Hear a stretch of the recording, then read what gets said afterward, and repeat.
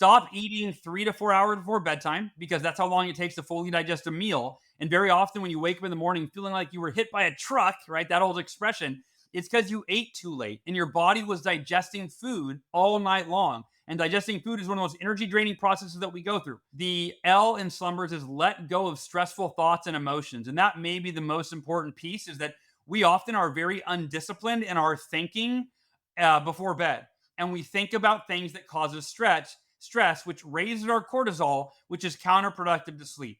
The U in slumbers is for use sleep supplements as needed. And in the book, I just said I'd be remiss if I left these out. Like these are the supplements that I take every night, and so I'm going to share those with you as well. The M in slumbers is for map out your next day, and I talk about how utilizing technology to have your day mapped out in advance by using recurring calendar appointments, right? So you can either map it out by hand, or you can. For me, 95% of my calendar is already decided, weeks in advance. The B in slumbers is for boycott blue light, which, pretty self-explanatory, but just talking about why we need to not look at our phones or any screens, and even lower the lights in our bedroom, especially if they're fluorescent lights. The E is empower yourself with bedtime affirmations. And think about this.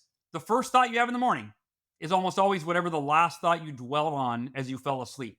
And so I have bedtime affirmations that I personally use that I included in the book that you can read before you go to bed. The R is for read a book that makes you feel good. So when I read books, I always underline, circle, so that I can reread them, Charles, without having to reread the entire book. I only reread my highlights that I've underlined. And what ends up happening is I keep the books that elevate my consciousness, that make me feel good, that make me feel happy, that make me feel at peace.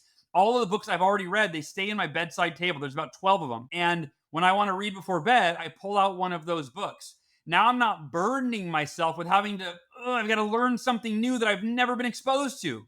No, I've already read this book. This is an easy, low stress, I just get to read my underlines, the things I've deemed important enough to read again. And then the final S in slumbers, sleep like a baby. And I talk about it in two different contexts. One is that, when you're a baby, you have no worries, you have no thoughts. You're a pure, unjaded state of consciousness. And so I talk about getting back into that state as you drift off to sleep, feeling like you're in a state of bliss, so that you wake up feeling in that same state.